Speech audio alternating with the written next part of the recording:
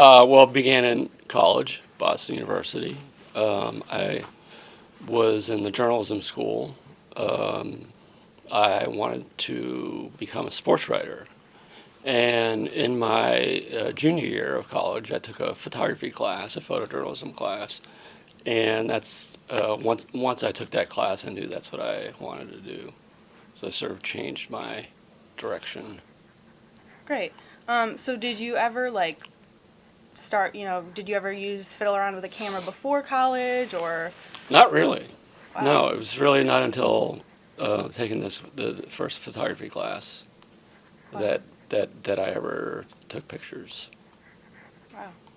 All right. And then so what did it mean to you to be able to document history working in the Obama White House?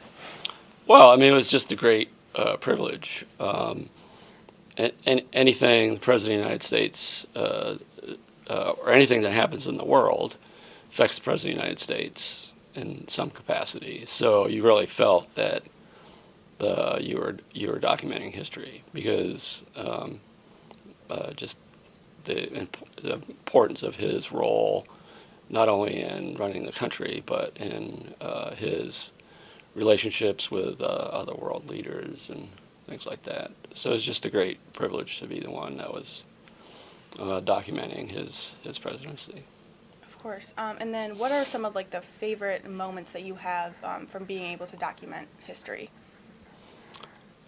Well, I mean, everything. I mean, it's the reason I put a book together was to show people, some of those moments. And I guess I probably liked the moments that aren't necessarily from big events, but from just sort of everyday scenes where I was able to capture moments that tell you a lot about him as a human being, as a person, and not just when he's not just when he's making huge decisions, but sometimes just when he's interacting with people from all walks of life, that you get to learn what he's like as a person. Of course. So I did actually, I've looked through your book before, and one of the photos that I guess like you're probably most well known for is the photo of the young boy Jacob, I believe is his name, touching President Obama's head. Can you tell us like more about that photo and kind of just the meaning, I guess, behind it? Yeah, it's a picture of a young boy, 4 or 5, Jacob. He had asked the president. He was in the Oval Office with his family, and he asked the president about his friends. Has told him that his haircut was just like the president's, and the president leaned over. Little Jacob touches his head, and I think the picture resonates for a couple reasons. One, you've got a 5-year-old African American kid touching the head of the president of the United States who looks like him, and but also it tells you something about Barack Obama, that at the behest of a 5-year-old, he would go ahead and bend over and let this kid touch his head. I'm not sure that every president would react the same way. Makes sense. So I guess this is, sort of a similar question. But do you have a favorite like photo of all of them? Does one stick out to you more than others? Or? No, because my goal was to create the best photographic archive of a president that had ever been done, and so I look at the body of work. I don't look at any individual photo. Definitely. And so what were the rules of when and where you could take photos, and did you ever feel that you needed to leave or, give some more privacy? There are no rules. Basically, I had established trust with the president where he allowed me access to everything. Now, I'm been around long enough to know that sometimes intuition will tell you maybe now is a good time to give him some privacy, and that would usually happen with if he was having a one-on-one conversation with someone, and it would just be the two of them. I wouldn't necessarily stay for the entire meeting. But there was no rule about it, and there was nothing that he ever said. It's just intuition. You have to know, you know, put yourself in their shoes, and when he's having a one-on-one conversation, you want to let them have their privacy. Right. So you knew Obama before, through, and after his presidency. Would you say, like, how did he change, if at all? Well, I mean, his hair got grayer. But I don't, I mean, I've known him since 2005, and I know him today. I just saw him a couple months ago. It's the core character of him hasn't changed at all. I will say that I think since he left the presidency, I think that he's even more relaxed than he was before. Just when you're president of the United States, you kind of have the weight of the world on your shoulders. I mean, he handled it pretty well, but at the same time, being lifted of that, those kinds of demands on you, I think it certainly made him today be even more relaxed than he was before I knew him. Interesting. All right, and then, so I know that I read that you were taking sometimes up to 2,000 photos a day. So how was it adjusting to life after taking that many photos, or do you still take that many photos a day? No, I mean this past year really was a book year. I mean I pretty much spent the entire year on the book, just putting it together, editing, designing, writing, the printing, and the promotion of the book. So no, I haven't taken 2,000 pictures a day for quite a while. I mean, I've done a few assignments here and there, but for the most part, I've just been working on this book. So, and I'm not sure what the future holds, but sometime later this year, I've got to figure out what I'm actually going to do next. Nice. Well, I mean, that book is awesome. I've looked through it, and I know so many people who have it in their homes. And honestly, some of the pictures are just, you can just like feel the emotion. So that's a great project to have done after serving the president. So what did you view as your role of White House photographer? I mean, the role of the White House photographer is to document the presidency for history. I shot almost 1.9 million photos in 8 years, and now every single one of those is at the National Archives. And eventually, all of them will be available for people to look at and study. And it's a great depository visual record of the Obama administration that hopefully in perpetuity people will be able to go back and look at these pictures and maybe get an understanding of what the presidency like, what he's like, what he was like as a president, what he was like as a person, and it's just like I think will be a great visual record for many years to come. Definitely. And then kind of more lastly here, I was thinking you're very big, obviously you're a visual person, you're known for your great work in photography.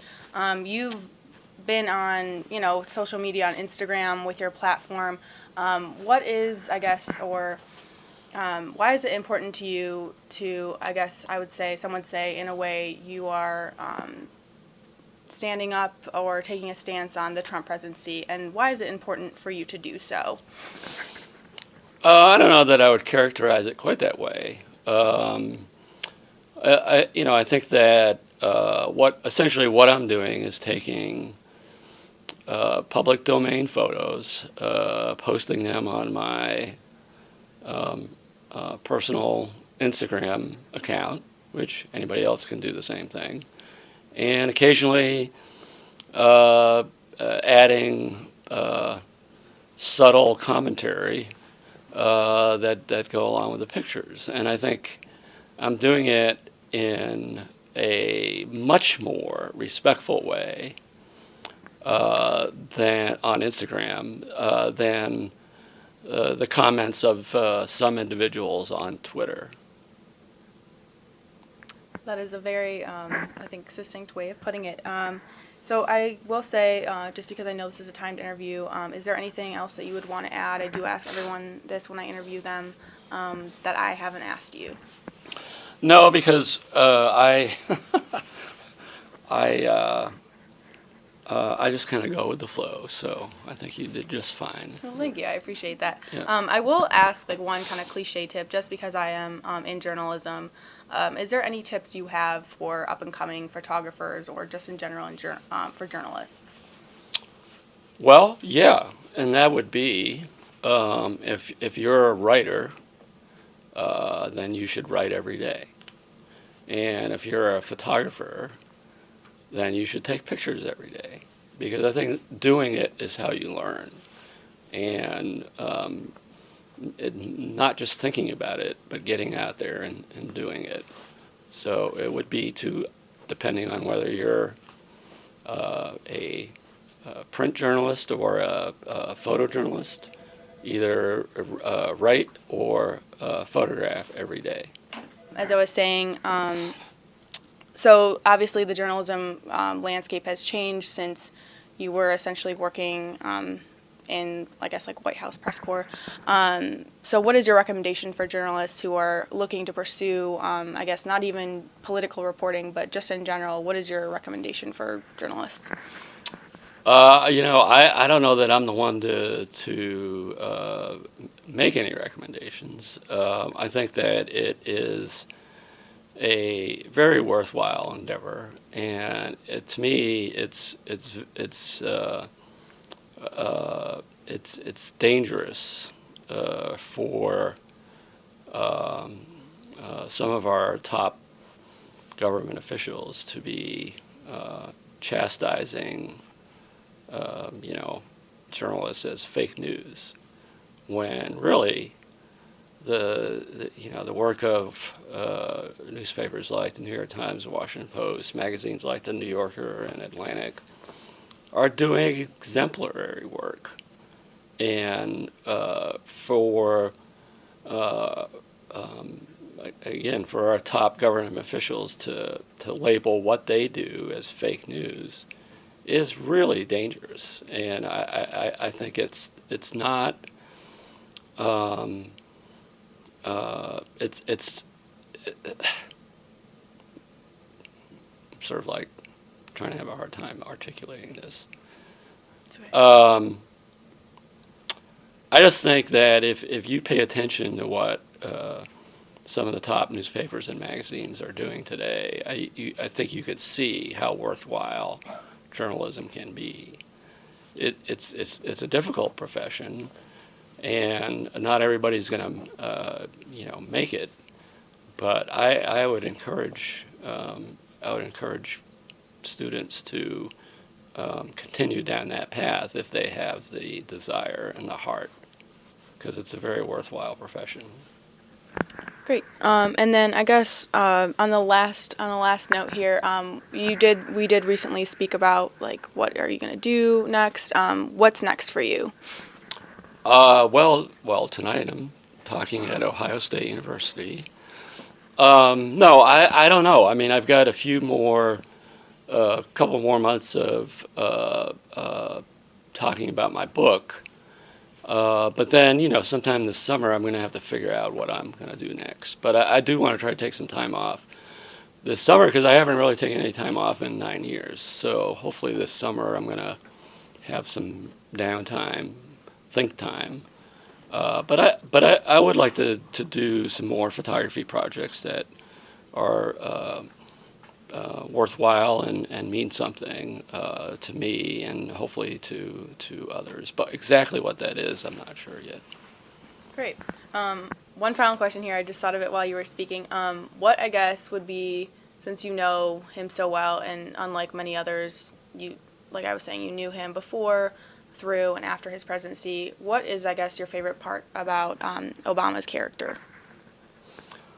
Well, I mean, A, he's a good man. B, he's very disciplined in how he goes about his life. and I've learned a lot from his discipline. He's also, he is genuine in the way he respects other people, and I think the students that come to my presentation tonight will hopefully see that in the pictures I present.